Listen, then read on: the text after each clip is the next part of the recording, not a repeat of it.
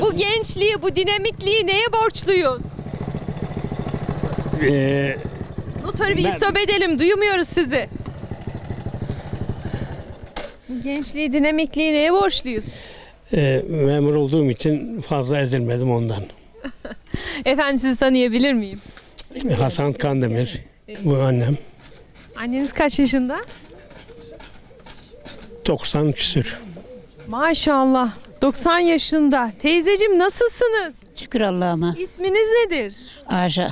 Ayşe teyzem, yaş 90 ama maşallah hala motorla böyle jilet gibi gidiyorsunuz. Neydin? Eve götürüyor gayı yukarıya. Sağlık, sıhhat nasıl? Vallahi sağlığım işte. Şükür Allah'ıma. Hastalığından uğraşıyorum. Dizim sancıyor öyle. Türk kadınının dizleri bir türlü geçmiyor. Geçmiyor. Buna şükür. Kendi ihtiyacını görüyorsun. Kaç torun var? Kaç çocuk var? 5 çocuğum vardı. Onu sonra biri vefat etti. 40 yaşında oğlum. Başın sağ olsun. İkisi burada işte. Biri Almanya'da, biri de üçü burada. Kaç tane torun var? Torun mu? Heh. Torun 2 bunda var. 3 bunda var. 3 onda var. 3 ötekinde var. 6 12 mi ediyor? O kadar ediyor. Üçer. İyi, maşallah. Allah uzun ömür birer oğlan. versin. Güzel günlerini göstersin inşallah. Amca? Amin. Amcam vefat etti. Başın sağ olsun. 20 sene oldu vefat edeli. Evet. 40 yaşında bir oğlum oldu.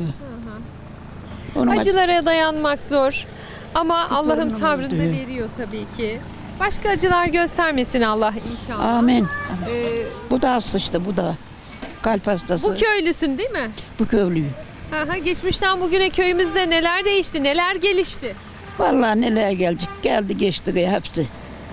Unuttuk. 90 yaşa neler sığdı? Neler sığdı bilmiyorum gayet. Unuttuk işte. Bize söylemek istediğin bir şeyler var mı? Yok diyeceğim, sağ ol. O zaman yolun açık olsun. Sağ ol, senin yolunda olsun. Hayırlısı olsun. Allah bol kazançlar versin size. Sağ olun. Eyvallah. Hadi güle güle uğurlar olsun. Görüşürüz. Sağ ol kızım. Aman sıkı tutun teyzem.